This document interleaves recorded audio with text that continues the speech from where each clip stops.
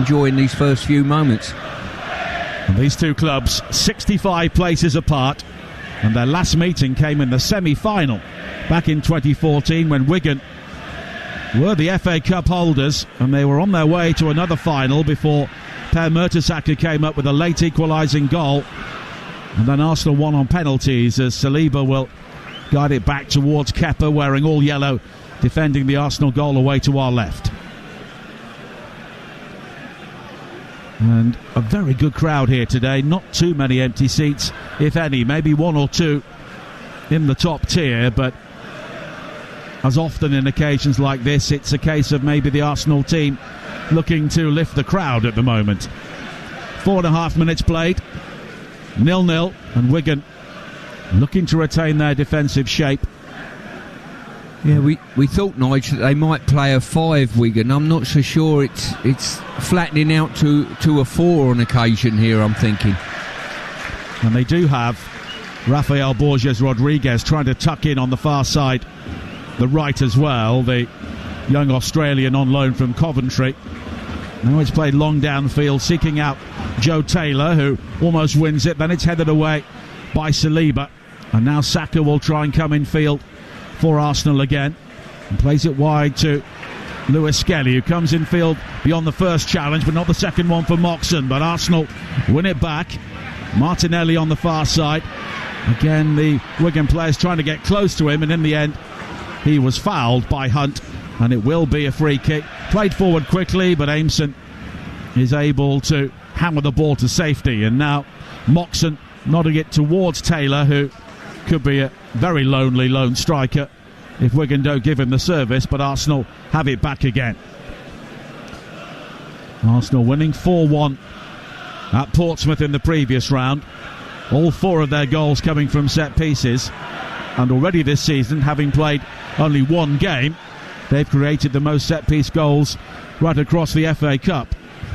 As it's cleared downfield by Tickle, looking for Taylor, who is not the tallest. He was supported by Murray, who came in field, but now Arsenal have it with Jesus midway inside the Wigan half, and it's wide to Madueke, back inside to Jesus, right side of the penalty area, turns onto his left foot, doesn't get the shot in, but then Madueke closing down the clearance from Aimson. White, 1 or 2 Arsenal fans around us wondering why Jesus didn't take a shot there. Here is Mosquera, and Wigan very deep, everybody bar Taylor behind the ball. Eze again, wide towards Madueke, 3 in the centre. Madueke chopping back onto his right foot, and then the left again. Then it's laid square towards Eze. Low right foot shot from him, took a deflection, and it will be the game's first corner. Yeah, it's evident at this early stage that Fox, sort of playing at left back for Wigan, is going to have to get out here and engage Madueke, and unless they double up or stop the ball going into feet, he's going to have a very, very tough afternoon. Madueke causes all kinds of problems in the Premier League, let alone in a cup tie against a team a few leagues lower than yourselves.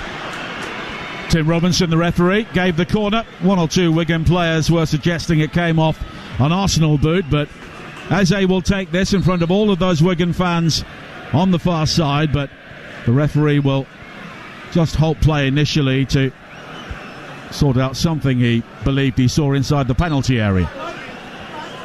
Yeah, still don't get that, Nigel, why the referee stops it and says don't foul anybody before the ball comes in. Just let them get on with it. It's played short towards Saka. And now back out to Lewis Skelly, who now comes inside the penalty area, hits it left-footed and not too far over the top. Big day for Miles Lewis Skelly in many ways, given the opportunity in midfield and looking to show his attacking intent there. Yeah, he's done really well there. He's just leant outside, took the ball to his left and then unloaded a shot. He's just got under it slightly too much. It was coming through bodies. If he'd have kept it low, and would have caused a lot of problems for Tickle. 8 of this Arsenal starting lineup played at Portsmouth in the previous round, as Mikel Arteta makes his way out towards the edge of the Arsenal technical area in very heavy rain here, as it's nodded forward by Kerr for Wigan. 8.5 minutes played here on TalkSport. 0-0. And it's been a day for the away team so far. Leeds winning at Birmingham on penalties, following a 1-1 draw. And it finished 1-0 for Wolves at Grimsby on a very muddy pitch at Blundell Park. Fulham coming from behind to beat Stoke 2-1, and Sunderland winning 1-0 at Oxford. Madueke coming forward again. He looked to find White on the outside, but the ball was beyond him, and it's behind for a goal kick. And again, Madueke causing some problems. I think White was trying to stay onside, and he would have failed anyway. Yeah, I think he's just overrun. He was waiting for the ball slightly earlier. What I like about Madueke, he goes at pace at you. If you drew a line between ball, defender and goal, he's going straight for the goal, and that is a real problem for any defender. Saka, who came into the side for the injured Calafiore during the warm-up. And now Norgard, a rare opportunity for him. Madueke on this near side, back towards the Arsenal captain today, Ben White, although he was the captain, and now the armband has been handed on to Saka. Here is Saliba. Wigan had two difficult ties in the early rounds, had to overcome both Hemel Hempstead Town. Well, here's an opportunity for Madueke, and he makes no mistake, right down the centre. An excellent ball to find him. A huge gaping hole at the heart of the Wigan defence, and Madueke very coolly slipped it under Tickle, and maybe that's a taste of things to come. Arsenal lead 1-0. Well, mentioned Madueke only a few moments ago about his attributes with the ball. On that occasion, he showed his mentality to run without the ball. Just come off the line and cut inside both full-back and central defender. They've not been bright enough to pick it up. They've switched off a little bit. You can't do that. Fox has just had a look over his shoulder to see where he was. By the time he's looked back, Madueke's gone inside him, and he slotted it away with aplomb. Really good vision from Eze. But as you say, Madueke made that run from a very wide area, and nobody picked him up. Yeah, I mean, the key is when you're defending, defend narrow and keep them outside you. You cannot afford, once they get inside you there, the quality of the pass was that good. He just come onto it, didn't have any control problems whatsoever. Arsenal lead by a goal to nil in the 10th minute. And Noni Madueke scoring his 5th of the season. 4 of those have now come in cup competitions as Aimson tries to win it back for Wigan deep inside the Arsenal half. Fouls Gabriel Jesus, and it's Ben White coming forward now from the quickly taken free kick as Arsenal look to turn Wigan around very quickly, and Kerr comes across to hammer the ball out of play. I'll tell you what I like about Arsenal, Nigel. They'll outplay you, but if you want a battle at the moment, they're like an old school Arsenal team. They'll outfight you as well, and they've got both elements of their game, which makes them such a good side. And you're listening to the FA Cup on TalkSport with McDonald's. Order delivery on the McDonald's app from 11 a.m, 18 plus. Fees applied to delivery orders, subject to availability. Price may vary. Norgard sweeps it wide now to the far side, and Martinelli. And he will try and check back in field. He's got support from Eze, but Wigan quickly recover it, and it's played long over the top, looking for Taylor, and Kepa fully 40-50 yards out of his goal there to knock the ball out of play, and Wigan have a throw-in. And they take it quickly, looking for Taylor. No real support for him as the red shirts converge on him, and Eze will clip it over the top again, and the flag's up for offside against Jesus. Yeah, I think there was a bit of talk beforehand about how important this game is for Lewis Skelly. I also think, Nigel, as well, it's important for Eze as well.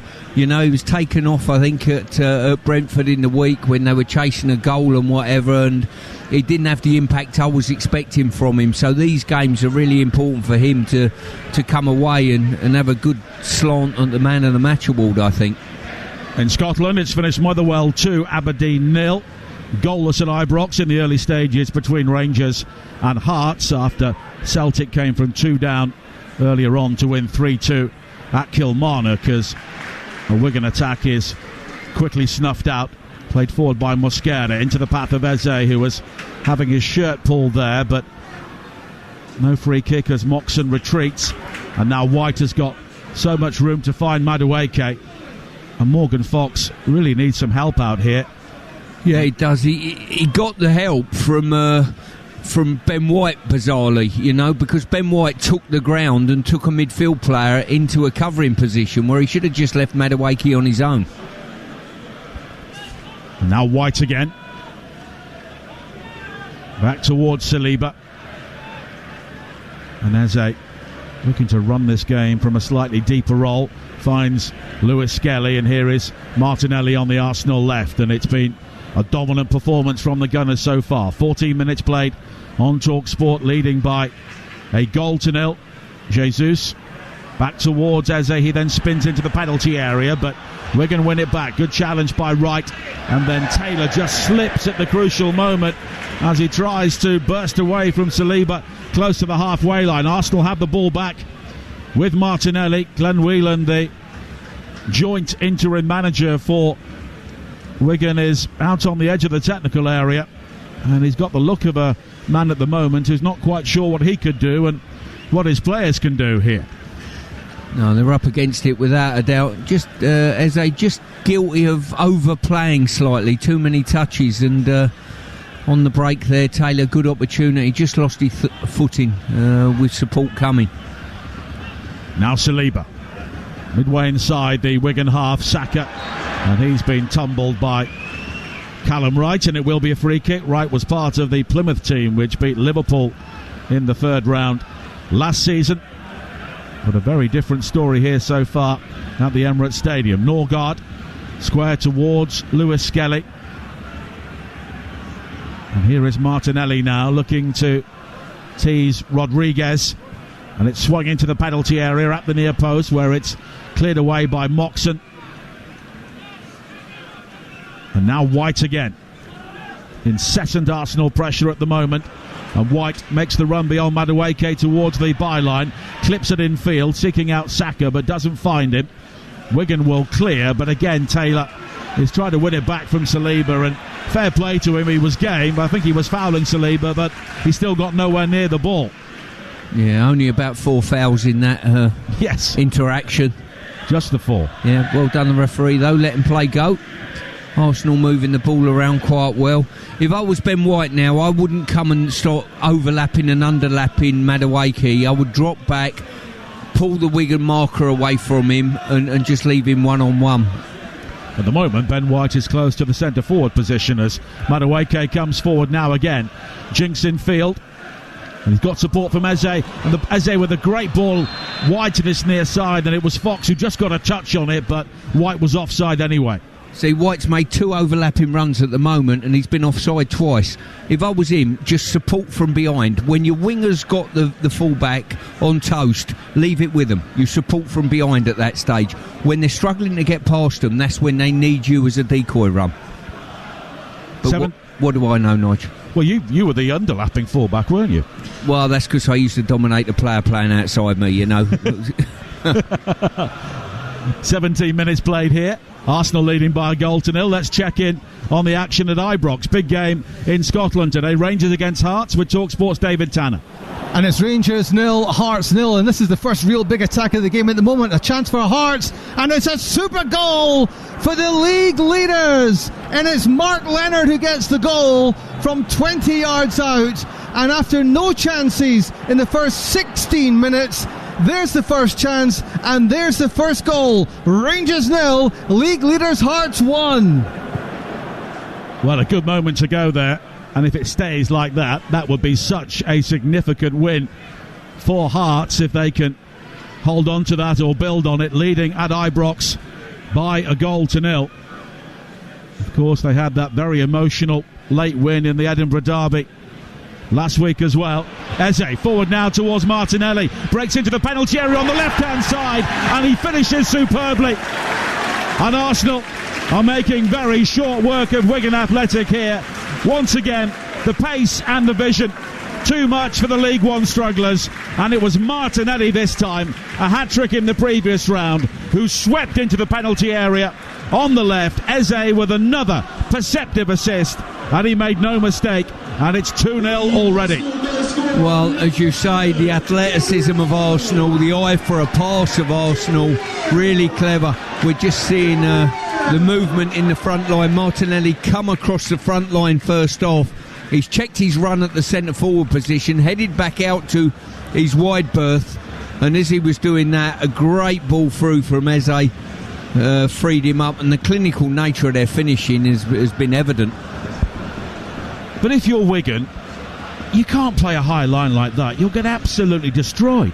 And they have been on 2 occasions. You've got to identify where the run's coming from way before the ball is going to be played. Once it's played, the athleticism of the Arsenal forwards, certainly in Madueke's case, and obviously Martinelli on that occasion, you'll never stay with them. You've got to identify it, play narrow and fill the gaps.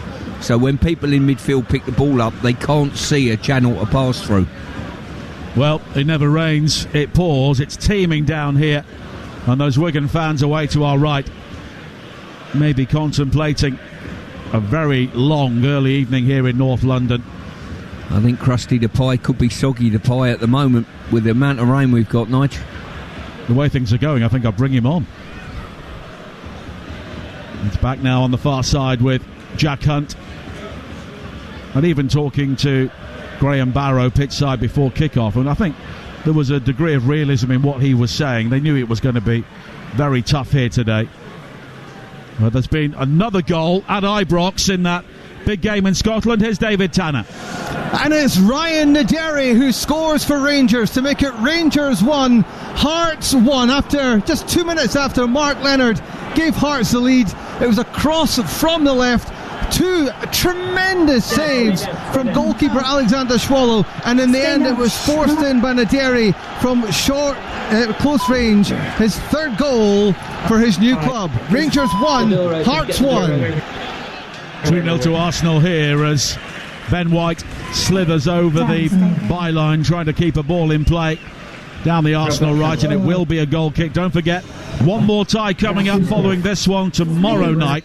Macclesfield against Brentford.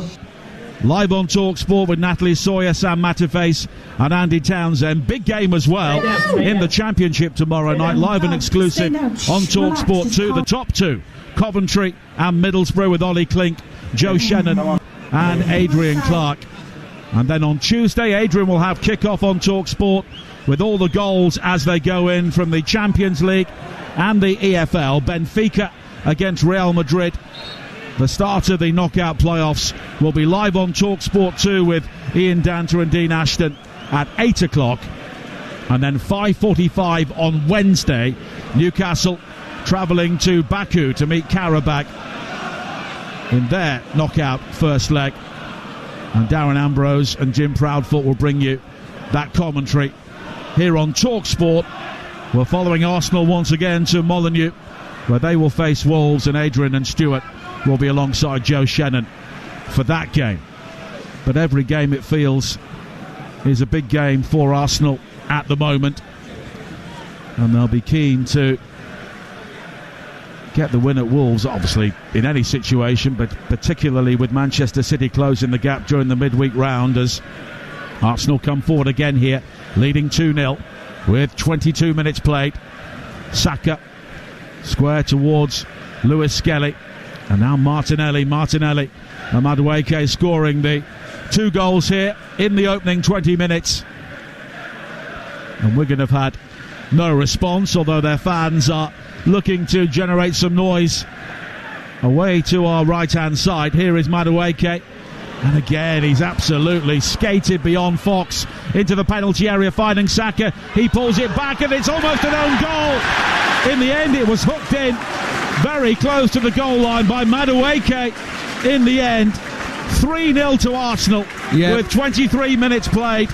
And again, Noni Madueke, irresistible down the right-hand side. And when the cross was eventually delivered in, Wigan had no answer, and this could get very ugly for them. Yeah, it cannoned off a Jack Hunt said, I think that'll go down as an own goal. But this is my whole point as a fullback. Just stay behind Madueke, leave him one-on-one, and Fox, well, he sold the crown jewels, really. And when it was pulled back across the face of goal, I think it's just cannoned off Jack Hunt's head, couldn't do a great deal about it, and this scoreline could turn into literally anything. Depends on Arsenal's intensity at this moment in time. Well, Jesus got the first touch, and then it was Jack Hunt behind him who guided the ball up over Sam Tickle, who got a hand to it but couldn't keep it out. And it's 3-0 to Arsenal. And now Taylor on the break at the other end. He goes down inside the penalty area. Half-hearted appeals for a penalty. Taylor was actually stayed down, but they're waved away by Tim Robinson. And if you are Glenn Whelan and Graham Barrow, what on earth do you do here? It's not as if you can go to the bench and bring on 3 world-class players. Here is Martinelli through again. Tickle makes the save, but it's won back by Jesus inside the 6-yard area, and it's scrambled behind for a corner. Every time Arsenal come forward here, they look as though they're going to score. Yeah, they do. The biggest problem they've got, whether they're a 4 or a 5, obviously they're starting with a 4, but sometimes a Wigan player will drop in to make a 5. They're not staying in sync. Players are dropping off, going with runners. They drop off. All of a sudden, they're playing other runners in onside, and that's the problem. And the athleticism that Arsenal are showing is there for all to see. As I say, this could be any score. Just depends solely on Arsenal's intensity. 3 goals in 12 first half minutes. Here is Saka from the corner. He's got space on the right foot, fires it in low, and it ricochets out towards Martinelli. He tries a curler left-footed, closed down by Moxon, and it will spin out of play as the rain slightly eases on the far side for a throw-in here to Arsenal. Yeah, it's fair to say from Wigan's point of view, it's a bad time to come and face Arsenal. They made changes in the ranks, but what they haven't diminished, whoever turns out for Arsenal, is the intensity that they're knocking the ball around, and that's a problem. And Madueke on this side certainly is causing a massive, massive problem. You've just got to shove the ball into his feet and leave him one-on-one.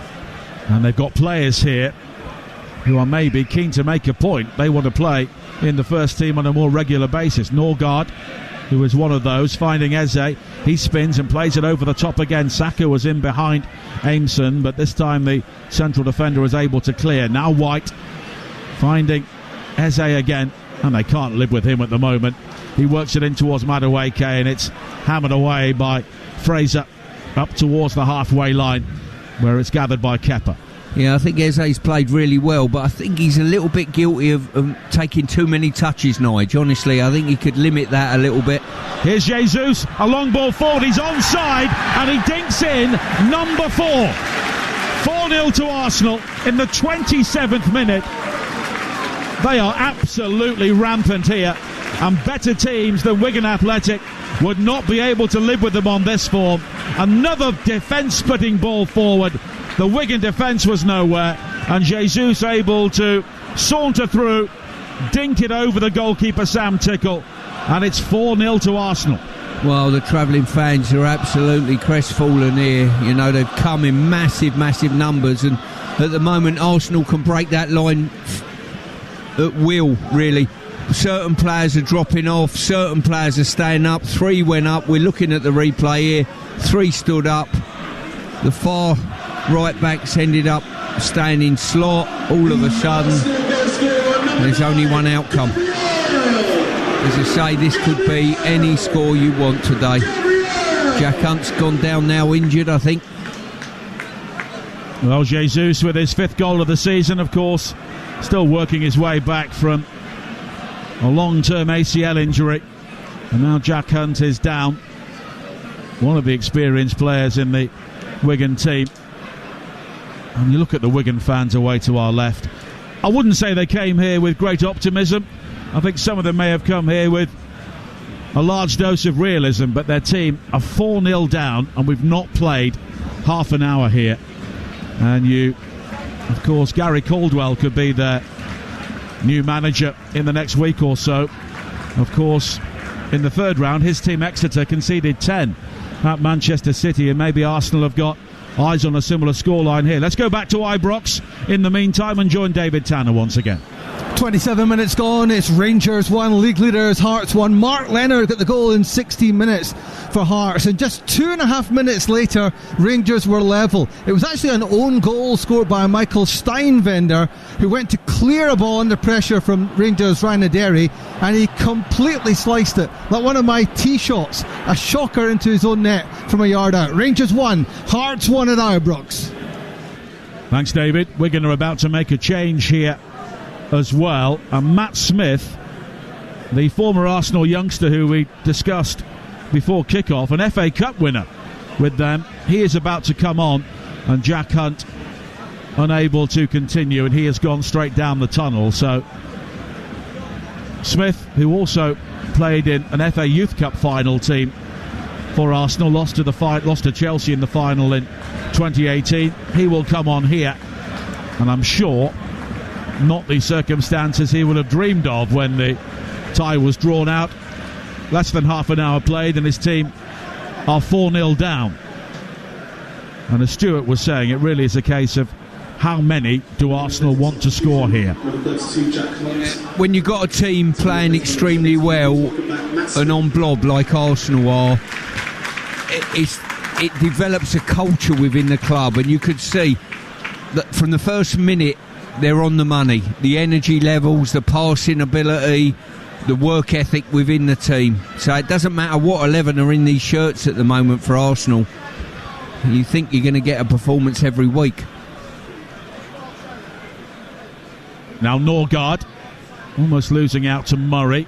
Wright will try and win it back for Wigan, and he does. He's got Taylor ahead of him, but again the challenge comes in from White. But Wigan have a free kick just inside the Arsenal half, and you can hear the ironic cheering from the Wigan fans. There may be some relief in that reaction as well, as they've got the opportunity here to get some players forward. And the stats so far, Arsenal with 77% possession, 7 shots, 3 on target. Of course, one of the goals was an own goal. Wigan without a single shot of any nature so far. And it's Fraser Murray who will take the free kick. Lofted high towards the far post. It's headed away and then hooked further clear by Norgard on the edge of the penalty area. Now Martinelli was at pace, and it was a good challenge by Jensen Weir on the halfway line to halt him. But here's Gabriel Jesus as Arsenal fasten onto the loose ball. Now Norgard. He's got Eze to his left, but it's forward towards Martinelli, and Norgard again picking out Lewis Skelly. Mosquera is the other option down the left hand side, and here he is, and Arsenal now can look to change the point of the attack with Saliba and Saka again, who was a teammate of Matt Smith in Arsenal's development teams and was also on the bench when they won the Cup in 2020. And Saliba now has the opportunity to bring it forward. 31 minutes played here on TalkSport. Arsenal leading by 4-0, and Arsenal convinced they should have had a throw-in on this near side. Did seem to take a deflection, but Wigan do have the ball back, and now Aimson will go all the way back to Tickle once again, who clears the ball wide towards the far side. We'll be back to Ibrox in a moment, but Jensen Weir brings it forward now for Wigan on the halfway line. Now Moxon, who has been brought into the side to try and create from the base of midfield, but has barely seen the ball. And Wigan now have it again with Aimson in their back 5. So let's return to Ibrox and David Tanner. And the league leaders are in front again. 30 minutes gone. Rangers 1, Hearts 2. It was a man who just scored an own goal, Steinvinder, who threw in a cross from the right, and a looping header by Claudio Braga back across goal, went past Jack Butland. Rangers 1, Hearts 2 now. And that is a massive day for both of those clubs at Ibrox, as Arsenal try and come forward again here, leading by 4-0.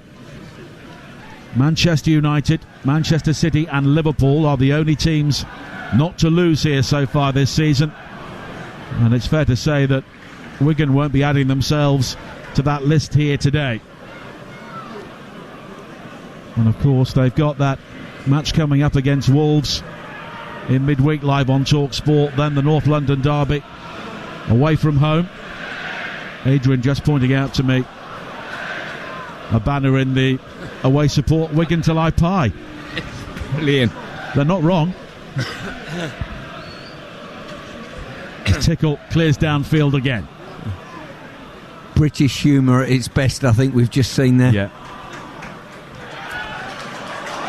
Well, the fact that mascot is Krusty the Pie really tells you all you need to know. But I mean, you'll know, being a massive rugby league fan, Wigan's often considered a rugby league town due to the strength of that side of the sporting environment. And for a club like Wigan, it can be often difficult. Yeah. Often it's the other way round with rugby league clubs, but not in this case. Yeah, definitely. As I say, they're a powerhouse, the rugby team, for sure. Now Wigan try and build. Wright flicks it on towards Taylor on the edge of the penalty area. He goes through, forces a good save from Kepa. Maybe the shot was too close to him, but Taylor was under pressure as he hit it, and Wigan have their first shot on goal. Yeah, great opportunity there. A bit of a pinball really on the edge of the box, and Taylor's got in good body strength, and he just couldn't open up his body to get it into a corner at all. Now Fox down the left, delivering the cross, and Kepa down on his haunches will gather at the near post, and he very quickly bowls out towards the halfway line. Saka, though, losing out to a sliding challenge from Aimson, but Arsenal quickly win it back, leading here by 4-0 with 10 minutes to play in the first half here on TalkSport.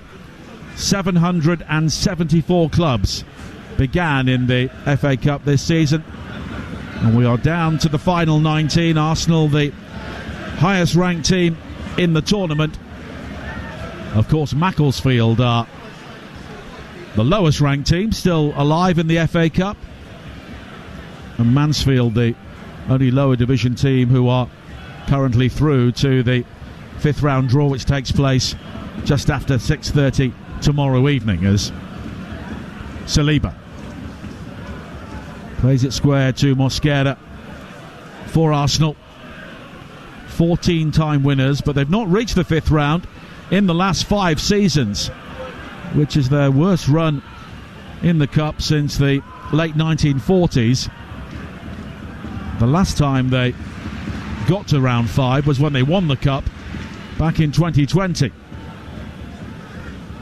But I'm sure the longer the season goes on, if Arsenal remain in all 4 competitions, then the FA Cup will take on even greater importance, as Saliba nods the ball away. And now Saka under pressure initially from Smith, although Smith just bowling him over, and it will be a free kick for Arsenal midway inside their own half. Smith's offered a little bit of energy and bite in there since he's come on in the centre of midfield, which is probably what was needed. Too many Arsenal players too comfortable in possession with no pressure on them. And Wigan just trying to engage a bit further up the field now. It's taken 4 Arsenal goals for them to do that, but maybe Arsenal just relaxing slightly as well with the situation in this game and so much of it still to play, as Norgard fighting Saka, and he was just body checked by Aimson midway inside the Wigan half, and it will be a free kick for Arsenal. And Bukayo Saka, of course, only recently back from a hip injury, but given an unexpected start here today with Calafiori injured in the warm-up and Saka coming into the side as a result, but it's made very little difference to the way Arsenal have played this game. Eze, who made the first 2 goals, is over the free kick here. And Wigan have pulled everybody, apart from Joe Taylor, back behind the ball. Eze going square to Saka, and now wide to Madueke, who's caused so many problems down the right-hand side. He's gone beyond Murray. The cross is very deep, and it's headed over the top by Mosquera, but it took a deflection on the way through. It will be a corner, and in the end it was really good defending at the far post by Rodriguez. It certainly was. Once again, brilliant wing play, just feeding the ball out to Madueke, and Fox thought better of engaging him on this occasion and left it to Smith, but whoever it is facing him up one-on-one has got their hands full. Brilliant cross. Eze will take the Arsenal corner once again. Jesus coming short. And Saliba trying to create some chaos inside the 6-yard area. Jesus now retreating to that area. And it's flighted high towards that far post, and Tickle has lost it but then gathers at the second attempt inside the area. I think he may have collided with one of his teammates, and there's a sidewinding clearance from him to find Taylor, who does well to control on the chest in the centre circle, and now plays it wide to this near side, and Moxon. He's got support on his outside from Murray on the Wigan left. And the cross into the penalty area, though, was a hopeful one from Murray, and in the end it's gathered by Kepa. You're listening to the FA Cup on TalkSport with McDonald's. Order delivery on the McDonald's app from 11 a.m, 18 plus, fees apply to delivery orders, subject to availability, price may vary. This is what really good teams do, Nige, with a great mentality. They're 4-0 up, Arsenal. And they could have more here. Norgard, the player forward. Sorry, Stuart. Yeah, they're 4-0 up, Arsenal, and Wigan break from a corner. It ends up being 1-on-1 on the halfway line, and within a couple of seconds they secure the ball that Taylor does brilliantly. Within seconds, 8 Arsenal players are back, with only 2 Wigan players getting forward, and that shows such a mentality within the football club and a work ethic, and it shows you why, in my mind, they're going to go on to win things this year without a doubt. And there's been another goal at Ibrox. Hearts were leading 2-1. Here's David Tanner. Rangers 2, Hearts 2, and it's Yusuf Chermiti who gets only his 5th goal of the season. It was a break by Rangers. Chermiti picked it up inside the box just to the right, and he scored it from the right channel. Terrific equaliser for Rangers. 7 minutes until half-time. Rangers 2, Hearts 2. Elsewhere today, Celtic coming from 2-0 down to win in added time at Kilmarnock 3-2. Here is Saka now inside the penalty area for Arsenal. His shot there was blocked by Moxon. It'll come out to Madueke. And now White down the Arsenal right-hand side. Norgard, who always seems to have so much time on the ball as Wigan retreat once again. And Saka, rather like a matador, is often beckoning the Wigan players towards him. And now Lewis Skelly will play it square towards Saliba as Wigan really retreat into a very deep formation, but it's not done them too much good so far. But Arsenal have given the ball away. Taylor will go back to the far side, and it's infield to Smith, and Smith turns but then gives the ball away, and Arsenal could counter-attack, but it's a really good challenge by Callum Wright, which was timely for Wigan on the far side. But as he tries to break, the challenge comes in from Eze, and it will be a throw into Wigan with 4 minutes to play in the first half here on TalkSport, and Arsenal leading 4-0. Well, the good thing for Wigan is they've steadied the ship slightly. They've stopped Arsenal breaching their back line as readily as they did in the first 30 minutes or so. So that's something for Glenn Whelan to build on.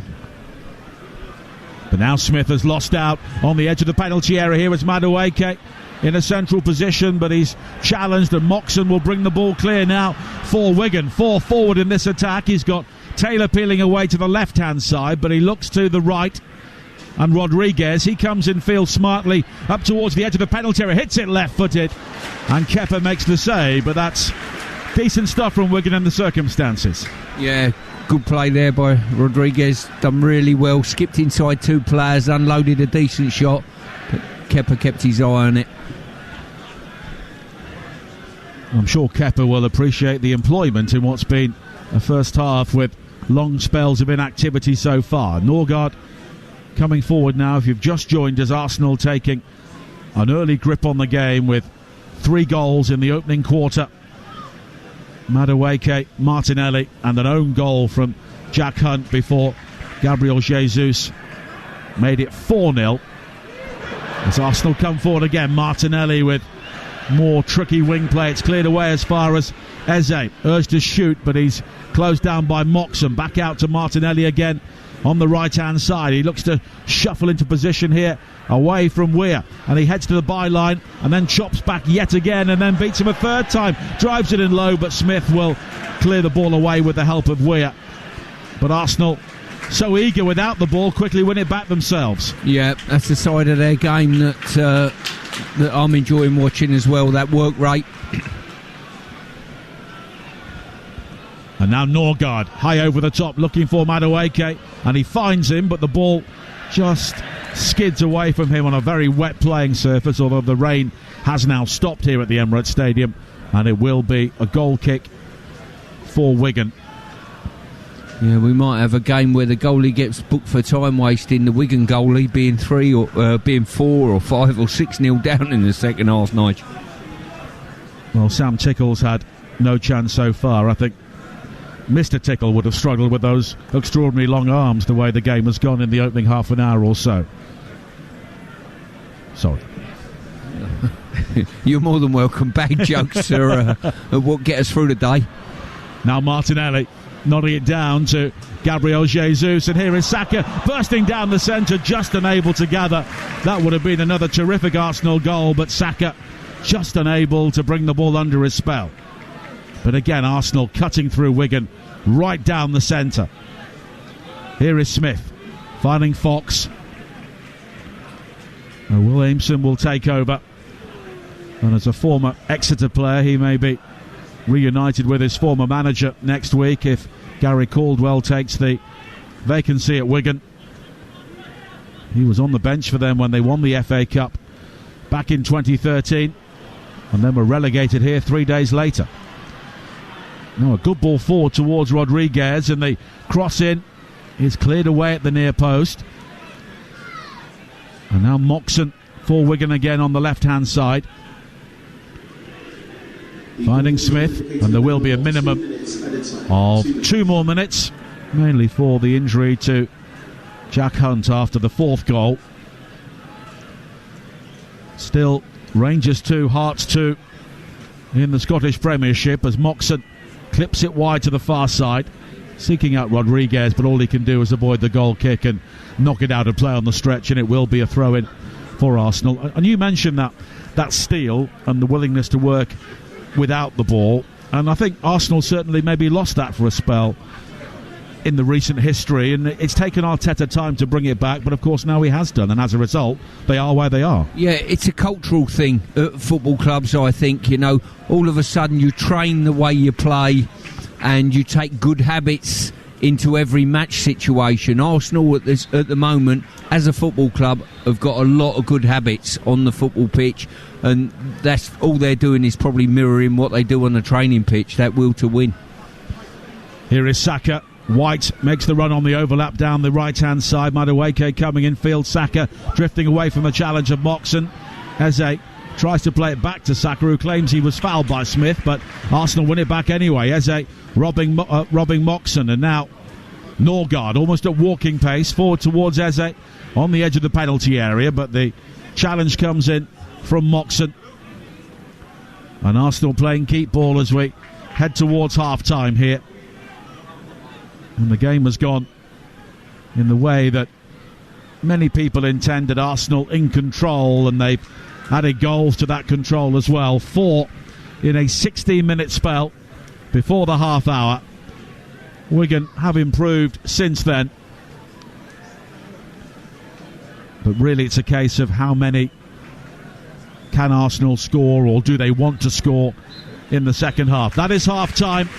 Warm applause around the Emirates Stadium for the Arsenal players as they make their way off. It has been one-way traffic in the main.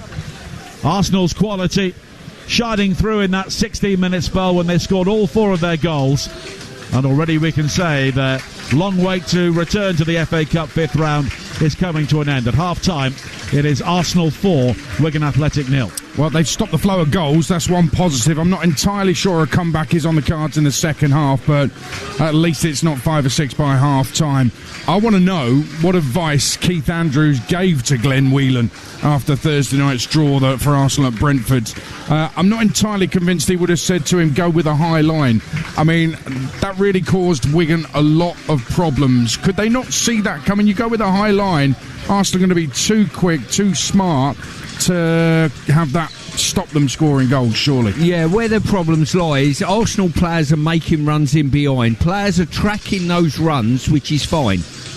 But what it's doing is leaving a defender behind the other 3. So one tracks the run, which leaves 3 in front of him, then all of a sudden it's not necessarily that player that goes through, it's another player who's being played onside by the Wigan player who's tracked the run. And listen, Arsenal are very clever at it. They've got plenty of room in midfield to find the pass. The runs are very good. And when they get beyond, there's no recovery runs from the Wigan players because the athleticism of the Arsenal players is that good. The former Arsenal youngster Matt Smith came on.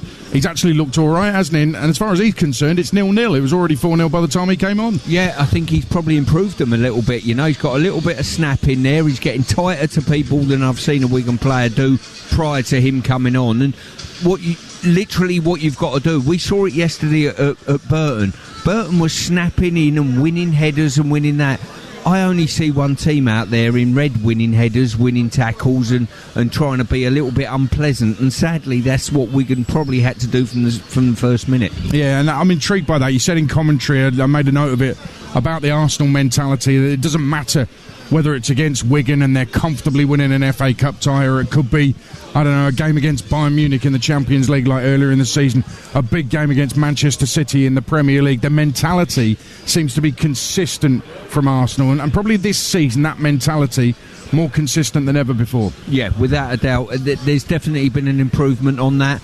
People talk to me about Arsenal. They drop the odd point here and there on this run that they've been on, if you like. And people say to me, oh, do you think they've dropped off? Do you think? I said, no. I said the opposition have just played extremely well. Arsenal have kept their standards in near enough every game. I can't name a game. I mean, we covered the Brentford game in the week, and I thought it was only a brilliant Brentford performance that probably kept Arsenal away from all 3 points. So they're playing extremely well, Arsenal, and that's a cultural thing that comes from the training ground and probably comes in the consistency of a manager putting into place, signing new players and saying, this is what we do at this football club. We've seen Martinelli on the left, constantly entertaining, drag backs. He's looking more and more Brazilian, if you like. Madueke on the right has been a threat. And it all means that Saka, who came into the 11 late, is probably playing as an 8, which I think is really... I've been intrigued by his performance in the first half, Bukayo Saka. It's another string to his bow, I guess. Yeah, it certainly is. He's playing inside a little bit. Him and Eze are playing sort of probably a split pair of 8s, if you like, you know, which are plenty of time on the ball. The pair of them have got to make sure in this second half they almost keep moving it 2 touch, if you like, 1 and 2 touch. That kills the opposition. Don't overdo it. You're getting plenty of the ball, but feed your teammates. And the way Arsenal are playing, you mentioned them there, Martinelli one side, Madueke the other, just keep giving them the ball one-on-one. Yeah, they're absolutely tormenting their defenders, no doubt. Arsenal are basically through. It's whether Wigan can come up with anything to counter it in the second half and maybe get a bit of pride back. It's Arsenal 4, Wigan...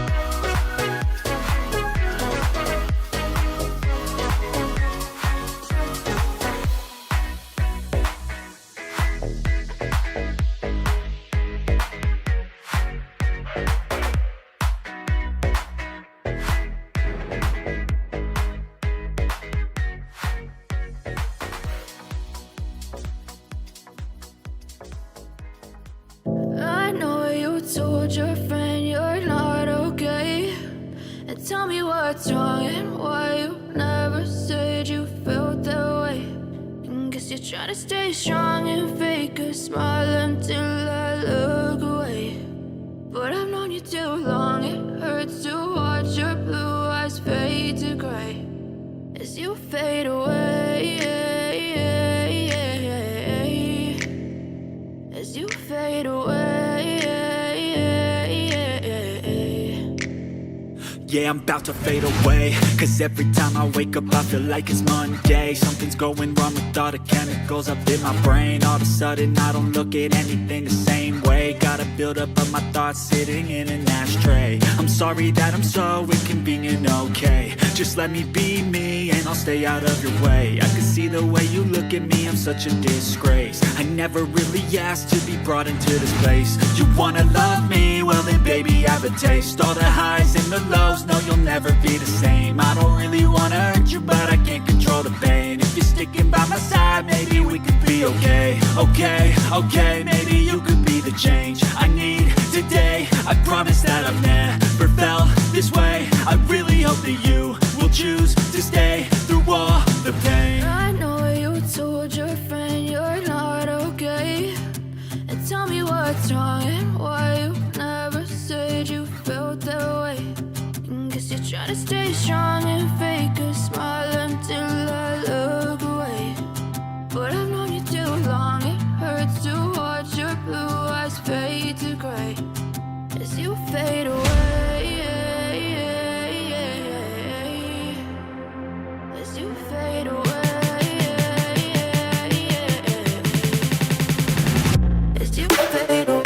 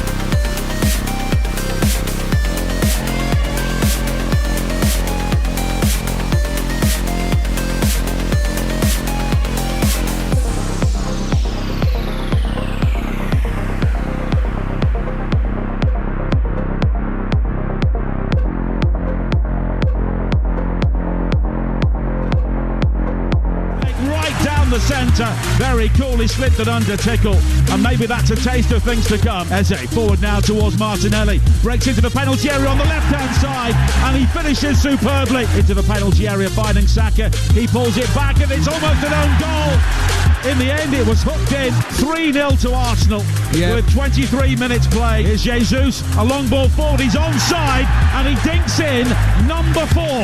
4-0 to Arsenal in the 27th minute. Well, the travelling fans are absolutely crestfallen here. At the moment, Arsenal can break that line at will. So Arsenal in control. Well, they're more than that, really. That was thanks to McDonald's. Half-time highlights on TalkSport with McDonald's. The Big Arch is here to stay at McDonald's with its very own delicious sauce. Available from 11 a.m, subject to availability. Price and participation may vary. Well, Arsenal back out. Wigan are back out as well. Arsenal getting themselves into a huddle while they wait for the officials and the match ball so they can get the second half underway. Our women's football show is back tomorrow night, 10 p.m, TalkSport 2. Or you can listen wherever you get your podcasts from as Leanne Sanderson reflects on a rollercoaster few weeks for Chelsea, who won today 2-0 against Liverpool, as expected. The Brentford women's manager Carly Williams joins the show to discuss how the women's team are hoping to emulate the men's team's success this season. WSL results of earlier: Aston Villa 3, Spurs 7, Chelsea 2-0 winners, Everton 1-0 winners, and Man United beat London City 2. And Arsenal's game at Brighton was postponed. That's tomorrow at 10 p.m. on TalkSport 2. After our commentary on TalkSport 2 of Coventry Middlesbrough, top 2 in the Championship, and tomorrow night on TalkSport it's FA Cup action again. Macclesfield against Brentford. What a tie. Natalie Sawyer, your host from Moss Rose, from 7 p.m. The second half about to get underway here at the Emirates Stadium. Arsenal surely heading through. It'll be the mother of all comebacks if Wigan make it through to the 5th round. It's Arsenal 4, Wigan 0. Here's Stuart Pearce and Nigel Adderley. Thank you, Adrian. And a change being made by Arsenal at half-time. Bukayo Saka, who of course wasn't supposed to start the game but came in for Calafiori very late. He has now gone off, and Victor Gyökeres has come on. And Stuart Pearce, I would imagine he'll be chomping at the bit to maybe improve his goal stats here this evening. Yeah, I think it's a sensible substitution. You're easing Saka in, even though you didn't think he was going to start the game. He's had his 45 minutes, and Gyökeres will come on, and all of a sudden he'll think to himself, like any good striker should, there's goals available. No other changes made at half-time, so the Arsenal team is Kepa in goal, White, Mosquera and Saliba, with Lewis Skelly playing in midfield. Norgard, Madueke, Eze, Martinelli, Jesus, and now Gyökeres as Wigan try and come forward here. They're attacking the goal away to our right, which has thousands of Wigan fans behind that goal, and very few of them, it seems, maybe one or two, have decided to head home early. They've had enough in the driving rain here with their team 4-0 down, but the vast bulk of them, several thousand, have decided to stay, and why not? Tickle in goal for them, Aimson, Kerr and Fox. Hunt and Murray the wide players, although Hunt of course has been taken off, so Smith has come on for him. He's gone into midfield. Weir and Moxon are also there with Rodriguez and Wright in support of Taylor as Arsenal try and build down their left-hand side. And one thing I was going to ask you, Stuart, at the start of the second half is, what's your view on absolutely pummelling a team? Arsenal could ease off here, win 4-0, 5-0, see what happens, or they could really go for it and they could break one or two records. Do you think a team should keep going, or just basically think that's enough? It's been drummed into me I remember Brian Clough saying to me, I think we were beating Aston Villa at home one day 5 or 6-0, and I ended up just staying back and just feeding the ball from a defensive area and seeing my way through the last probably 15 minutes of the game. And I come in afterwards, he said, "What are you doing?" I said, well, the game was won. He said, "That's not the point. If you can score 4, you go and try and score 5. You score 5, you try and score 6, you know." And that should be the Arsenal mentality within this game. I think there'll be a natural regression in their play a little bit. They'll be happy to keep the ball. The idea is to win the game and get through. They've done that probably with their first half performance, but I still think you've got a duty of football. I think you're belittling the opposition by just keeping it at the back and saying we're not going to score another one. Well, Arsenal's record score is 11-1. That came in the FA Cup at Highbury against Darwin, who were a non-league side back in the 1930s. Their biggest win here in the FA Cup was 5-0 against non-league Lincoln City back in 2017. And of course they could be in the Championship next season.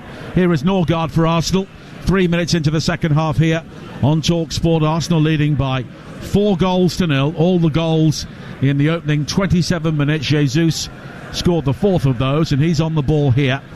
Back towards Norgard again. And now Saliba among the players who are not involved at all for Arsenal today. David Raya, Jurrien Timber, Martin Odegaard and Kai Havertz. I'm sure we'll see all of those at Molineux live on TalkSport on Wednesday night when Wolves travel to Arsenal. And there's a big game coming up for Wigan as well. They meet Luton at home on Wednesday, and they'll be hoping that whatever happens here in the second half, they can take something into that game, because they need points in the relegation zone in League One. Only 1 point in 7 games and 1 win in 12. Lewis Skelly with a long ball forward here, but Jensen Weir with a back pass which goes beyond the far post, beyond Sam Tickle the goalkeeper, and just wide. It's a corner kick. Yeah, I think that back pass was so firm, it's got to go down as the first shot of the half. It's very fortunate it wasn't creeping in the far post. Jensen Weir, son of the former Everton and Rangers defender David, and it will be Arsenal's first corner in the second half, and Madueke will take it. He opened the scoring, quickly followed by Martinelli, an own goal from Jack Hunt, who has since gone off injured, and Gabriel Jesus. And the last word coming up on TalkSport at the end of this game. I don't think we'll be having extra time. Here is Madueke, back to Martinelli, who clips in the cross, cleared as far as Norgard, nodded down into the 6-yard area, and Jesus with a shot on the turn, and it was blocked, but the flag's up for offside. Yeah, he just crept into an offside position. The Wigan backline just squeezed up then. Good timing on that occasion by the Wigan backline. All come up in sync, and that's certainly something they've got to do a bit more regularly in this second half. And it will be a goal kick or a free kick for Wigan. 5 minutes into the second half. 03717 223344 to have your say on the final word with Majestic and Alan Pardew. From 6:30, wins today in the FA Cup for Leeds, Wolves, Fulham and Sunderland. And in Scotland, a comeback victory for Celtic, and still 2-2 between Rangers and Hearts at Ibrox in the early stages of the second half there as well. And maybe, what is your view on FA Cup ties without VAR after what we saw in the game at Villa Park last night? It give us an insight on what the game would be like without VAR. I mean, to be fair, I think officials at the moment have got very comfortable utilising VAR, so they've almost switched off a little bit in the hope they've got a backup. Now, there was a couple of really poor decisions. Dinia's tackle, I think, should have been red. I think there should have been a penalty claim as well, which was given outside the box for some unknown reason. But the bottom line is, I still think, personally, I think it would be a better game without VAR. Yes, a few decisions will slip through the net, Nige. Well, here's an opportunity now for Arsenal as White breaks into the penalty area, right-hand side. And it's cleared away, and then Norgard will quickly play it back into the box again. But Arsenal hunting a fifth goal here. 7 minutes into the second half on TalkSport. And maybe it's a case of the people operating VAR being better at their jobs. Yeah. That was, as I say, I'd never been a big fan of VAR from the offset. You know, I'm not one of these ones that jumps on the bandwagon since it's been in and had a clamour for it. I would accept a referee's decision. Now Jesus looking for Gyökeres inside the area, but Fox will clear. And of course VAR will be back in the FA Cup from round 5. And Saliba challenges there, and an opportunity for Mosquera to bring the ball out from the back. Here is Lewis Skelly. Martinelli in space, so much space down the left-hand side. And now Lewis Skelly will try and pick him out, and he has done, but the flag's up for offside. And Martinelli there had so long to think about that run, and in the end was flagged offside. Yeah, Weir's position was slightly better there because he was tucked in that little bit more. I think in the first half we saw sort of players playing in fullback position, just being a little bit too wide and spread, and as we saw with Madueke, comes inside off his flank and then darts in. When you take an early position up tucked in, it's slightly better. And you're listening to the FA Cup on TalkSport with McDonald's. Order delivery on the McDonald's app from 11 a.m. 18 plus. Fees apply to delivery orders. Subject to availability. Prices may vary. A rare touch for Kepa at the start of the second half. And he plays it out to Saliba. Now Norgard. And a good ball from him. Eze on the move in the centre circle. Just forced back by the challenge from right. But Eze is able to regather, of course, the FA Cup winner. Scored the goal in the final for Crystal Palace last season. And I have to say, it was strange. Well, here's an opportunity for Gyökeres. Fires it low towards the near post, and he's hit the post. Once again, the Wigan defence split by one ball, and Gyökeres on the move at the near post. Tickle was beaten, but it came back off the upright. Yeah, great movement there once again, and a great slide pass just into the box, inside right position, and he's unloaded it first time. It was only the goalpost once again that saved Wigan. And Wigan are defensively deeper in the second half. They played a high line in the opening half hour or so, and time again Arsenal just cut them to ribbons, scoring their 4 goals. Now Smith, who's at the base of that midfield, finding Moxon, who's slightly further forward and maybe better suited to that sort of role. And he's got time to try and move now. 10 minutes into the second half. And there's no real pace in the game, which is perhaps understandable with Arsenal leading by 4-0 and Wigan purely in the business of damage limitation here. Moxon square towards Weir, and here is Rodriguez, who spins away from the challenge of Lewis Skelly. Good injection of pace from him, but the low cross in, seeking out Taylor, is cleared away by Saliba. And now Mosquera will bring it forward for Arsenal. Wide to the far side, and Madueke among the players available on the bench for Arsenal. Leandro Trossard is still there, and also Hincapié, Rice, Zubamendi, and also Marley Salmon, the 16-year-old who had a brief cameo in the previous round at Portsmouth. Now it's high towards Martinelli in space down the left-hand side. He will try and take on Rodriguez. The cross to the far post is cleared as far as Eze on the stretch, and in the end there's a crunching challenge by Wright on Lewis Skelly, and he catches him, got nowhere near the ball, and it will be a free kick to Arsenal, which is left of centre about 25 yards out. Yeah, just having a look at the replay of the Gyökeres effort. It's just got, I think it was Weir that Ampson got back and just got a toe on it that diverted it. He's hit it across the goalkeeper. The diversion off of Ampson's toe just took it onto the near post. I've got to say, I've got to put that down as a wonderful block by the defender, Nigel. Yeah, it was really good defending. I think without that it would have gone in, because I'm not sure Tickle had that near post area covered. But a free kick here for Arsenal. Eze is over it. Norgard is also expressing an interest, but then he wanders away. 12 minutes into the second half here on TalkSport. Arsenal leading by 4-0 as they were at half-time.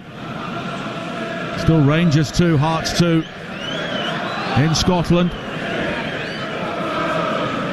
And Eze assessing a right-footed curling free kick here. Every Wigan player is back once again, with the exception of Taylor. And what will Arsenal try and cook up from the set piece here? Martinelli on the end of the wall, but Eze curls it, and I think it struck an Arsenal teammate.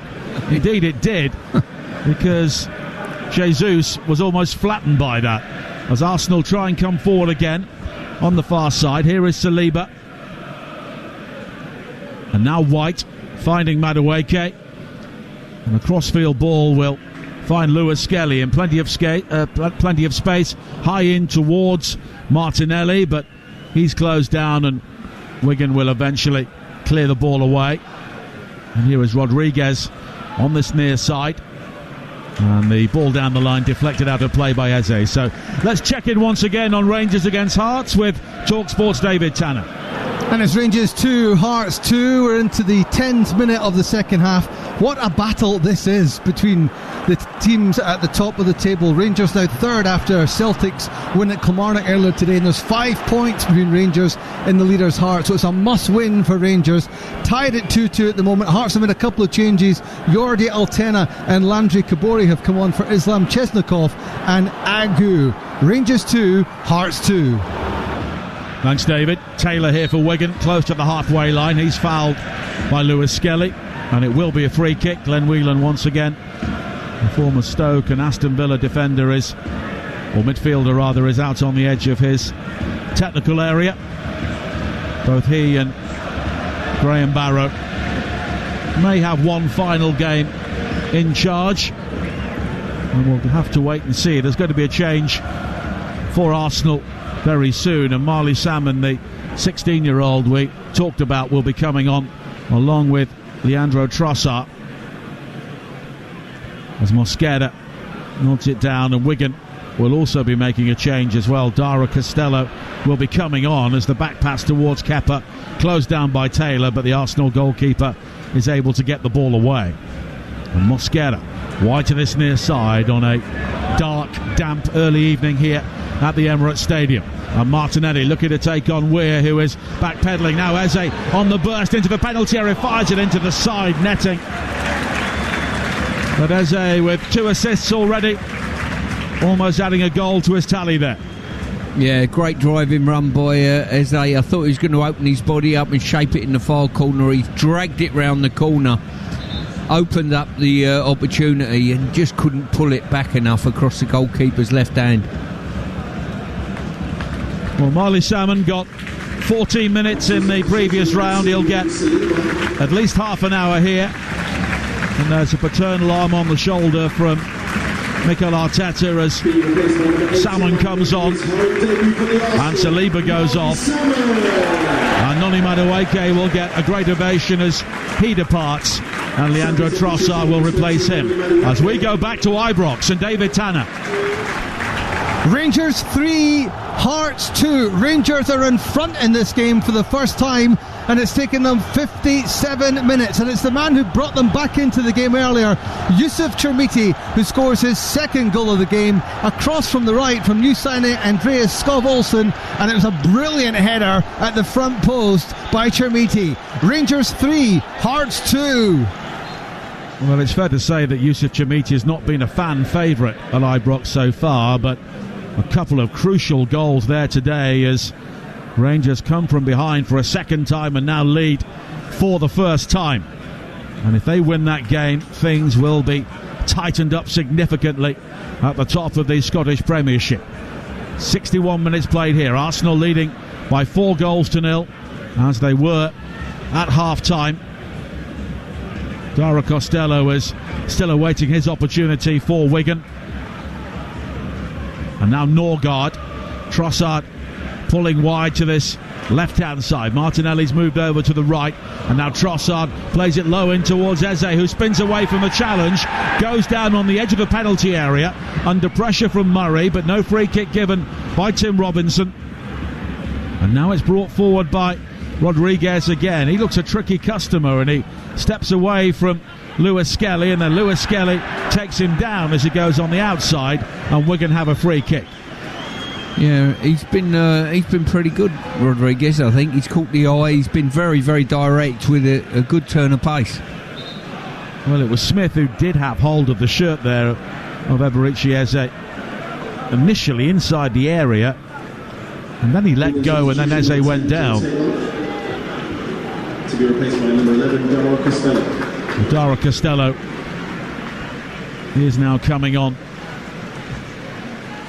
for Wigan, and it's Joe Taylor who comes off. He's worked hard, the young Welshman on loan from Huddersfield, with very little service.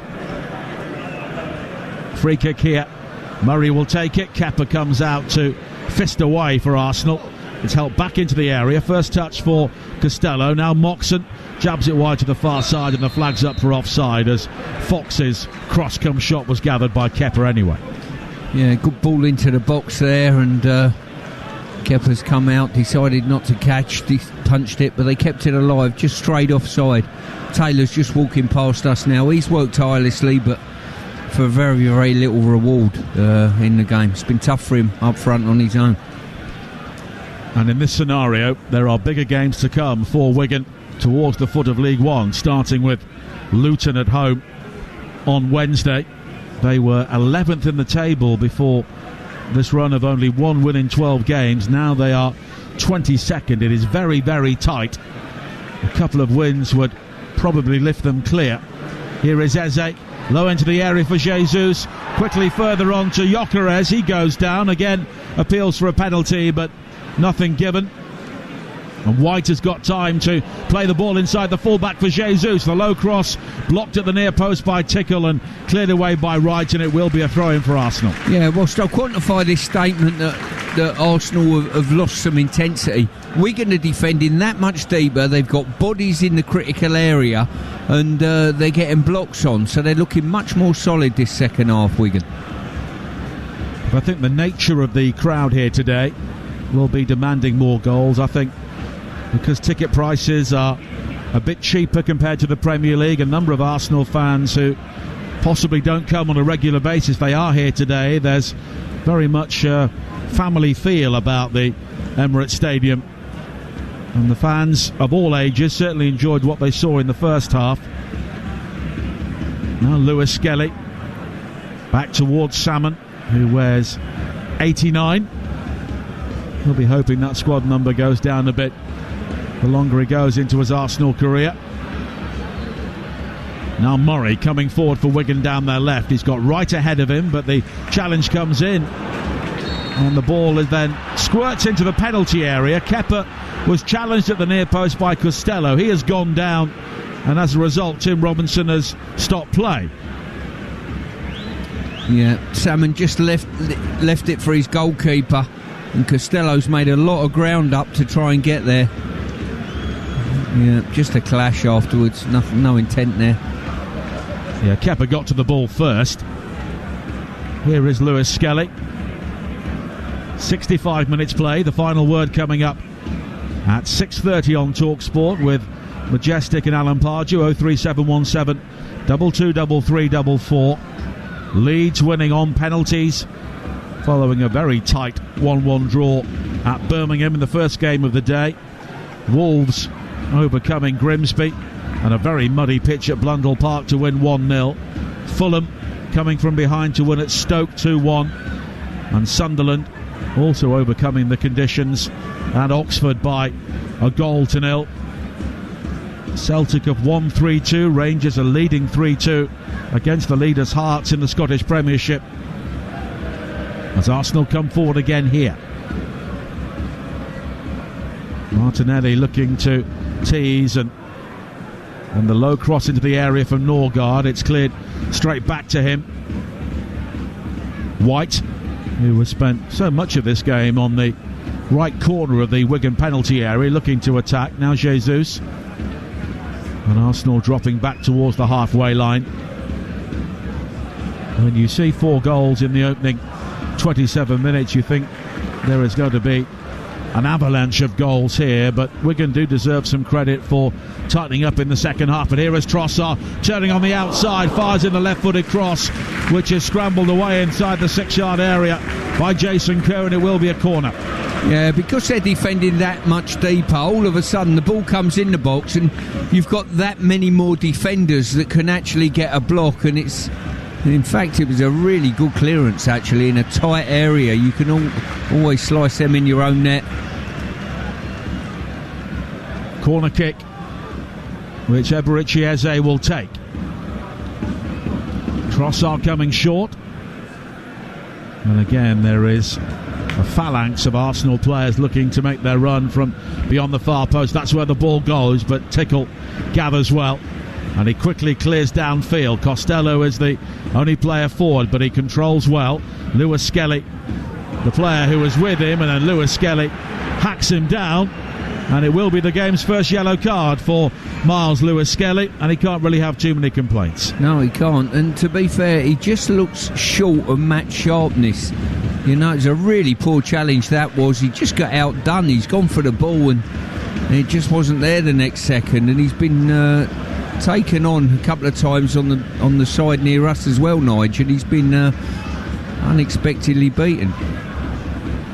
And he's been shuffled around this team today. Of course, he came into the day anticipating a position in midfield, but he's been swapped around due to the late change just before kick-off time, and has maybe not been able to impact the game the way he wanted to, as the free kick is played in, and as bodies go tumbling inside the penalty area, it was Salmon who was fouled there, and it will be a free kick. Arsenal take it quickly. Gyökeres manages to squeeze it through towards Martinelli. He's gone beyond Smith, checks back inside the penalty area, crosses in towards Gyökeres, who heads it down, but behind Eze, and Wigan will try and clear here. It hits the back of Weah inside the area, and it's cleared away on this near side.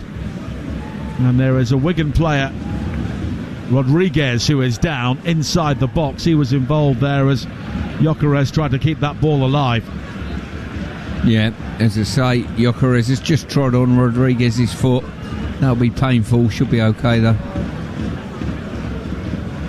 But we've not had a goal now for nearly 45 minutes of playing time. Arsenal scoring 4 times in the opening 27 minutes.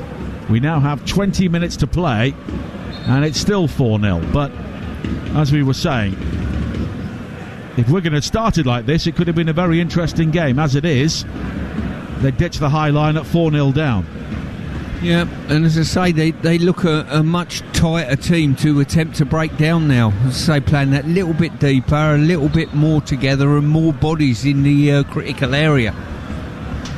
But this will be 15 successive wins for Arsenal against lower division ties or lower division clubs in the FA Cup, and that is since that infamous day for them at Wrexham back in 1992. Lewis Skelly with an interesting back pass for Kepa, but he's able to control it under pressure from Costello, and Salmon works it wide to the far side.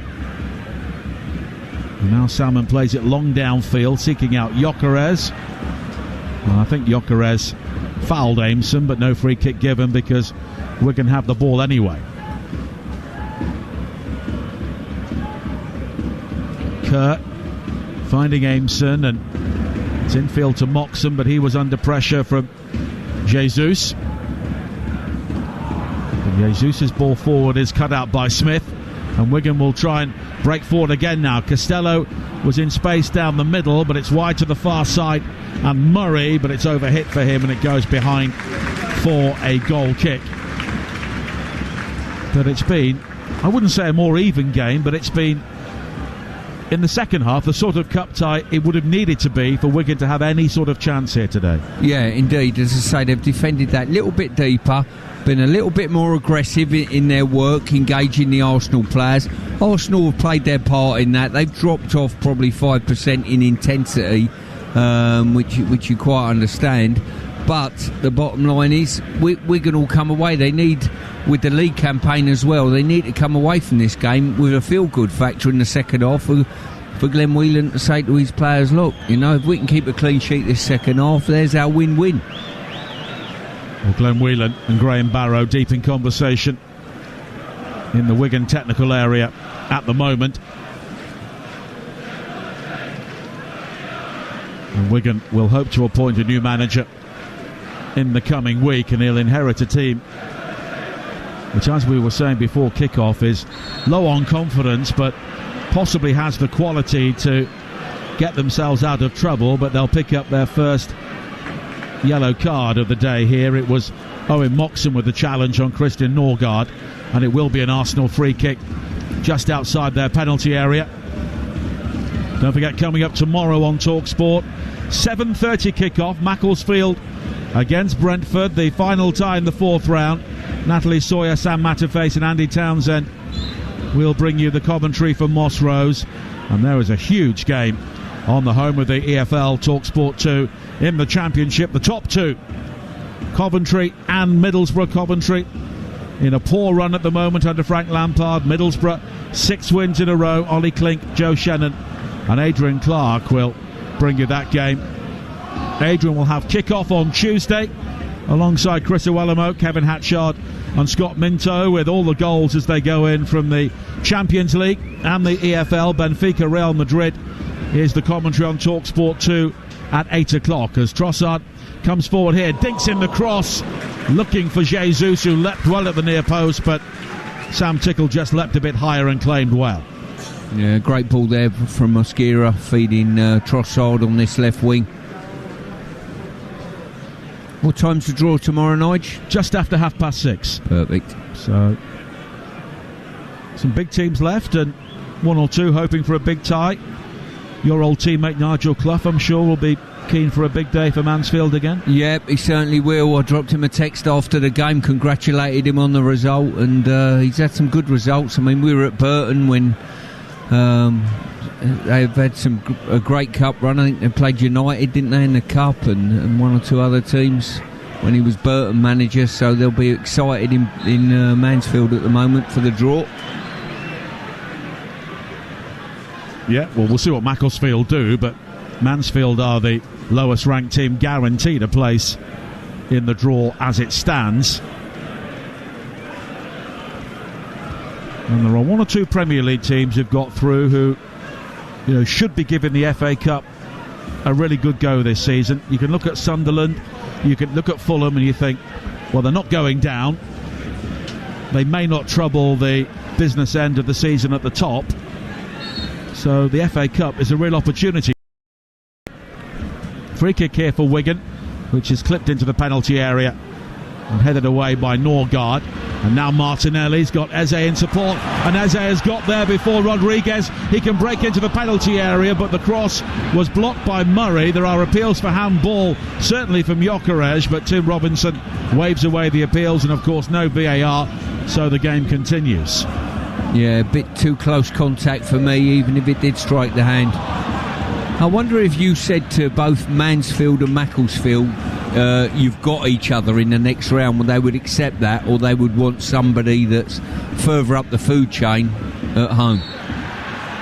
It's an interesting one. Again, you look at Mansfield in the League One table. They're in a situation where the FA Cup is absolutely huge for them now, so maybe they want a big tie at home, or maybe they're thinking there could be an even deeper run. Wigan are about to make a triple change. While they do that, we'll head back to Ibrox and David Tanner. And it's still Rangers 3, Hearts 2. Since Rangers pushed ahead for the first time in the game through Yusuf Chermiti, the Ratnadarius at a header cleared by Stuart Finlay, and Mikey Moore shot over when he really should have scored a fourth for Rangers. As it stands, Hearts are now 2 points clear of Rangers, with a point clear of Celtic, with a game in hand. Rangers 3, Hearts 2. Thanks, David. And the Wigan changes. Stephen Sessignon is coming on along with Joe Hungbo and Harrison Batoni, the 18-year-old who scored the winner at Preston in the previous round. Jason Kerr and Rafael Borges Rodriguez are two of the players coming off, along with Owen Moxon. So Batoni, who does have 4 goals this season, scored 2 on his debut in a win at AFC Wimbledon, he will come on and lead the attack. Hungbo will play on the right hand side. Former Palace and Watford player, also had a spell in Germany with Nuremberg. And Stephen Sessignon, like his brother Ryan, came through at Fulham, and he's had sporadic opportunities in the first team this season. And Martin Zubimendi is about to come on for Arsenal. Many people suggesting he's been the most effective player or the most important player in the Arsenal team so far this season, and he will get 13 minutes or so plus added time at the end of this game, because Arsenal do have an injury over on the far side. Well, I think any fans of Declan Rice would probably debate that fact, but he certainly has done well. There's got to be change, and it will be Zubimendi who is coming on. And it's been a job well done by Arsenal. It's Ben White who will come off, so there'll be a shuffling around at the back. Salmon will probably drop in as the right back, and Zubimendi will take a position just in front of the back four.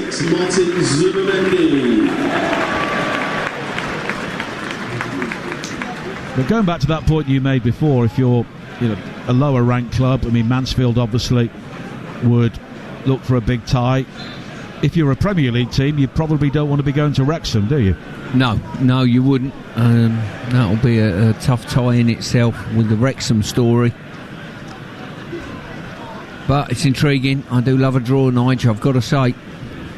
And you'll be able to hear that live on TalkSport tomorrow night before the coverage of Macclesfield against Brentford. We've also got Newcastle in the Champions League on Wednesday, away in Baku against Karabakh. Commentary with Jim and Darren Ambrose, and then we've got Wolves against Arsenal here on TalkSport.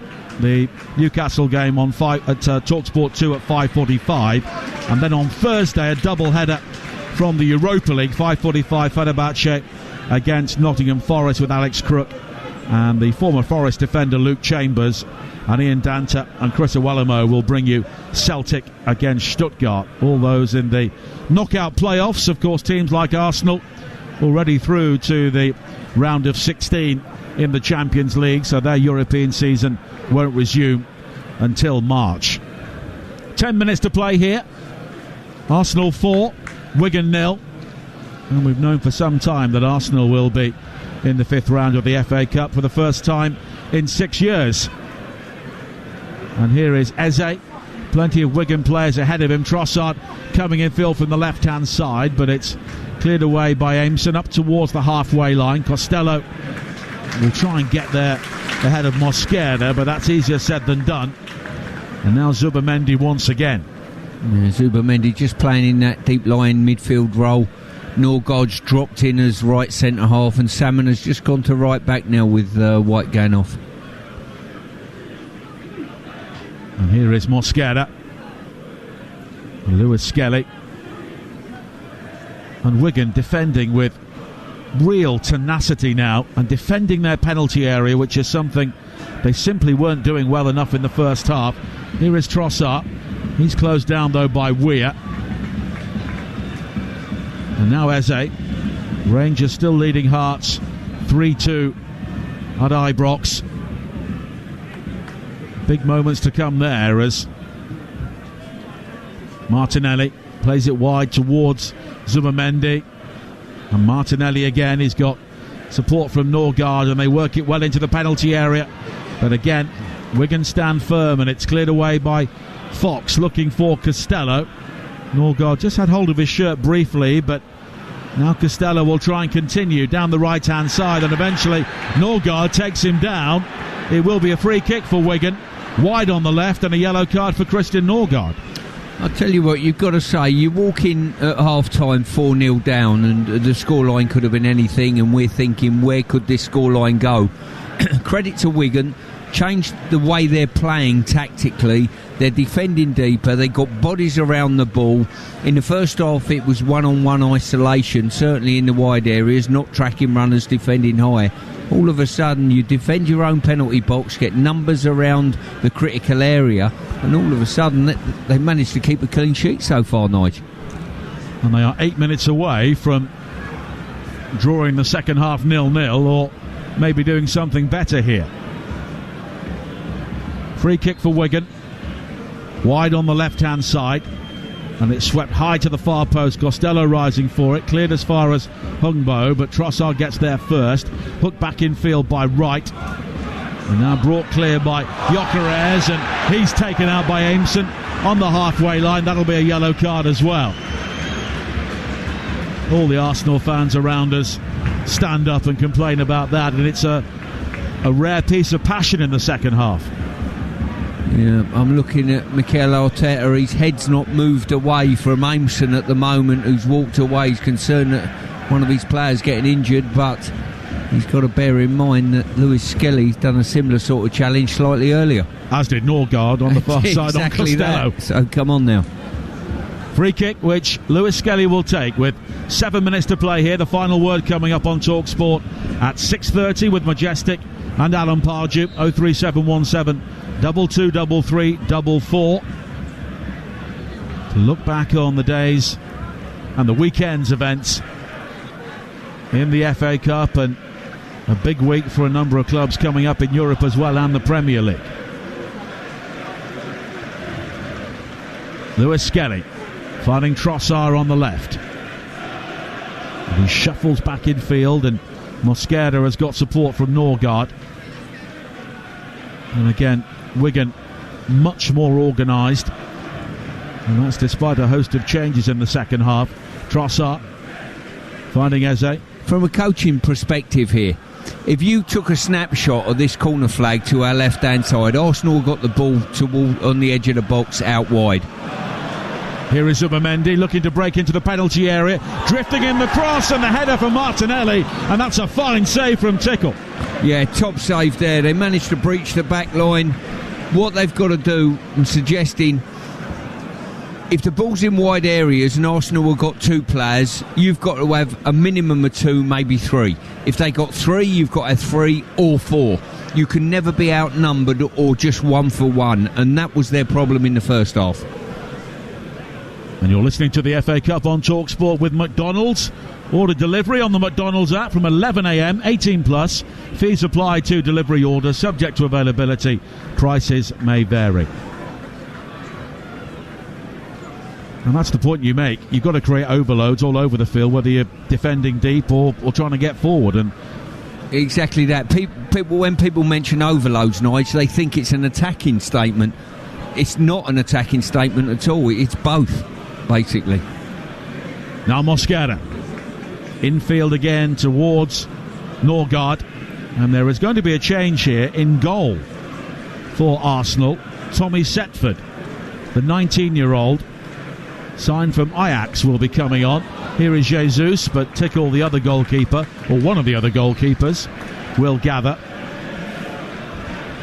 And Tommy Setford, one of 2 goalkeeping brothers, and his brother Charlie is currently on loan at MK Dons in League 2 from Ajax. But Tommy has made the move to Arsenal, and he will get his opportunity here. No David Raya involved today. As Wigan win a throw-in on this near side, and Arsenal have the opportunity to make a change. Presumably Kepa will come off. Of course, he's not always in the past. Fair point. I was at Wembley that day. Quite incredible. Yeah, Kepa makes way. And it's a big moment for Tommy Setford. Gets his opportunity, high fives Kepa, and there's an embrace from the goalkeeper as well. And the 19-year-old will come on for the remaining 3.5 minutes plus added time.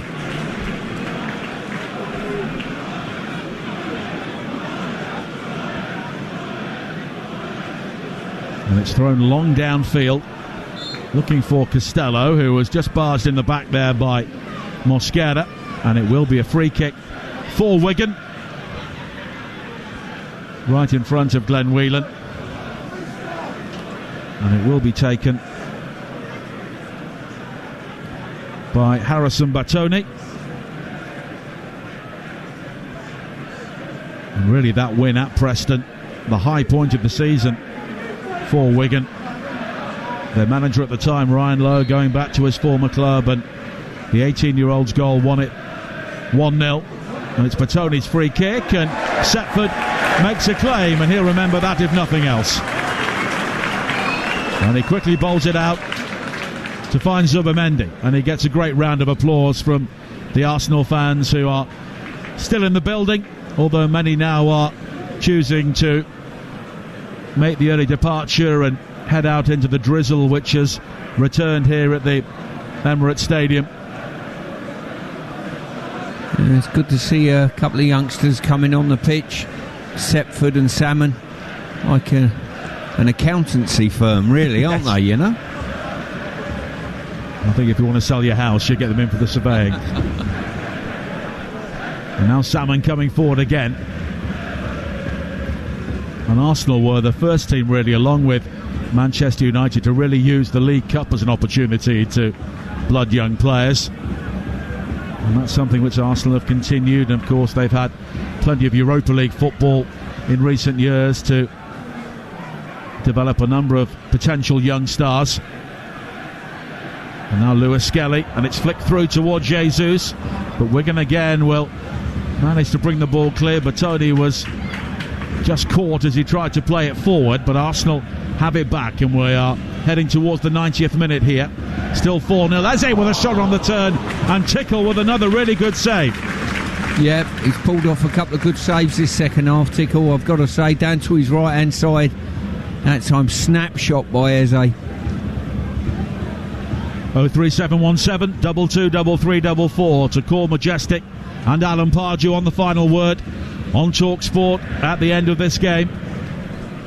And when Arsenal went 4-0 up in 27 minutes, we really wondered just how many they would score, but Wigan deserve a huge amount of credit for shutting the door so far in the second half. Let's go back to Ibrox. It's a good deal tighter there. Here's David Tanner.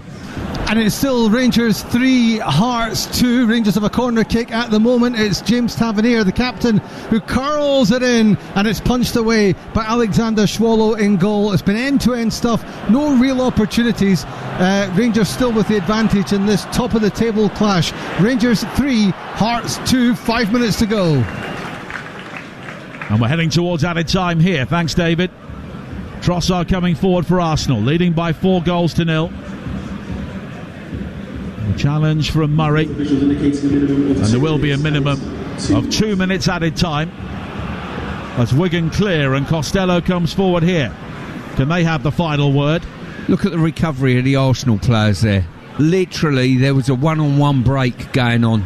Next thing, 5 Arsenal players turn up in this scene. Super play, super defending. Murray. And now Weir. And here is Smith for Wigan. And their fans finishing with plenty of volume. I think they'll be pleased with what they've seen in the second half, and they'll hope it's something to build on. I'll tell you what, none of them have left early, have they? That is for sure, Nigel. Yeah, very, very few empty red seats. Of course, they got a close-up view of the 4 Arsenal goals away to our left in the first half, and they must have been fearing the worst. As Trossard chases a long ball forward here down the left, and he's done well to keep the ball in play. But Weir is sticking with him very tightly. And it's back with Lewis Skelly, and now Zubimendi. That's a good ball. Eze went for the curler right-footed, but it was blocked by Weir. And Weir now clears long downfield. 30 seconds of added time to play. Mosquera maybe just saw the ball roll down the top part of his arm as he was challenged by Costello, but no free kick. And the Emirates Stadium is rapidly emptying here. Trossard curls it high to the far post, headed away initially. Zubimendi on the volley, and he hit that left-footed with the outside of the boot, and it whizzed over the angle. I'll tell you what, they've done a brilliant job in this second half, Wigan. I've got to say, the psychological approach of coming in 4-0 down to keep a clean sheet in the second half and defend gallantly. 4-0 down at half-time, but it got no worse for Wigan Athletic. They really knuckled down defensively in the second half and managed to keep the second period scoreless. Arsenal scoring 4 goals in 16 minutes before the half hour. It looked like they could really rack up a cricket score then, but in the end they settled for 4 and a place in the 5th round for the first time in 6 years. Full-time, Arsenal 4, Wigan Athletic 0. Yeah, amazing, really. The former Arsenal youngster Matt Smith comes on when it's 4-0, and it stays 4-0. So Wigan, for the last hour or so of the game, can take a lot of positives from that. And Stuart Pearce makes me wonder why they didn't start like that. I think they just got everything wrong from the start. It would be easy to assume that, deduce that, but maybe Arsenal a little bit of foot off the gas as well, having got those 4 goals. So it's a difficult one to read, really. I think we're going to have to take the positives, don't they? Oh, they certainly do. The second half, they're a totally different team, defending a little bit deeper, getting bodies in the box, doubling and trebling up in wide areas, all the things you've got to do to get a result and make it difficult, and being a little bit more aggressive as well in their demeanour.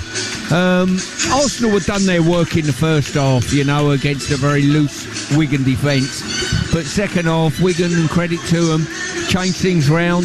They looked so much better in that second half and made it very difficult for Arsenal. Yeah, Arsenal saw the high line, rubbed their hands together and had it won inside half an hour. They were ruthless with their finishing, weren't they? 4-0 inside half an hour. Yeah, they had a lot of time to get their head up and finish, I've got to say, but they certainly were. They're ruthless with their movements. They basically said, you give us a lot of room and we'll put the ball in the back of your net, and that's what they've done on 4 occasions. Now, we've got another goal at Ibrox. This could be crucial. Which way? David Tanner. And Rangers are very much in this title race because it's Rangers 4, Hearts 2 on 90 minutes. And it's, would you believe it, Yusuf Chermiti pilloried by the fans on Wednesday night for his performance at Motherwell, who's just completed his hat-trick. And it was a break by Jady Gassama, who won the ball just outside his own penalty box. He ran all the way to about 25 yards out from the left. He fed in Chermiti, who placed the ball between the goalkeeper and the far post. What a goal for Rangers, what a performance, and it means so much in this intriguing Scottish Premiership title race. Rangers 4, league leaders Hearts 2. Yeah, a bit of advice for Hearts. Don't leave the guy who's already scored 2 unmarked in the box when you're trying to get back on level terms. Rangers will go 2 points behind Hearts. Rangers will be a point ahead of Celtic, and that tightens it right up at the top. 4 minutes added on, they're in that. We'll be back there for full time very shortly. I'm fascinated, Stuart Pearce, by what you've said about Arsenal's mentality, and even at the end there where there's a one-on-one and they're all chasing back. It's almost like those players know that if they don't get this right... So we've mentioned before on air about Eberechi Eze not doing his job properly defensively at Aston Villa, finds himself out of the side, in Arteta jail, the Arsenal fans call it. The players know that if they don't do everything he wants them to do, they're not disciplined, they ain't going to be in the side. Yeah, it's not just what he wants them to do, it's the right thing at the right time. All the time. That's what you've got to do as a player in any football team. Whether it's the first minute or the 90th minute, when that ball goes beyond you, you've got to break your neck to get back. I see it so often with teams that are in trouble down the bottom of the league. Their goals being attacked, you look at the halfway line and there's 3 or 4 players ambling back. You can see it all the time. If you don't have that culture at your club, you're going to be very difficult to concede against. And Arsenal have got that. At the moment, everyone's got their tail up from 1 to 25 in their squad. So you don't believe in this, they're showing signs, they're bottling it, they're dropping points. All it took was Brentford getting aggressive at set pieces and working hard to take points off Arsenal. You're not buying into that? Exactly that. I don't think Arsenal play bad. I have not seen Arsenal play badly any time this season. I've seen other teams play really well against them to get a point or beat them. I think United done really well here to beat them. I think Brentford done really well to take a point off them. I wouldn't say that's detrimental to Arsenal. I just think sometimes you've got to tip your hat to the opposition and say, well done today, you deserve to take a point off us. And you've got to tip your hat to Wigan for the last hour of the game, because they showed some togetherness, they changed things, and they actually showed that they're not actually that bad a side, possibly should get out of relegation trouble. What's really interesting is, we mentioned on air yesterday, Stuart, on game day, that as much as Arsenal are up for a quadruple, Man City are as well. But the reason why nobody's really talking about Man City going for a quadruple or potentially getting a quadruple is because They haven't consistently this season shown the same levels of quality and application that Arsenal have, and it's exactly what you're talking about, that same mentality. Exactly. I've seen Arsenal be a team for all seasons in everything that they've done. I've not seen that from Manchester City. I've seen some highs, but I've also, their lows are much lower than Arsenal's. There's a level of consistency. Arsenal keep delivering 7, 8 out of 10 all the time. Every now and then they might hit a 9. Man City can hit the 9 on occasion, but I've seen...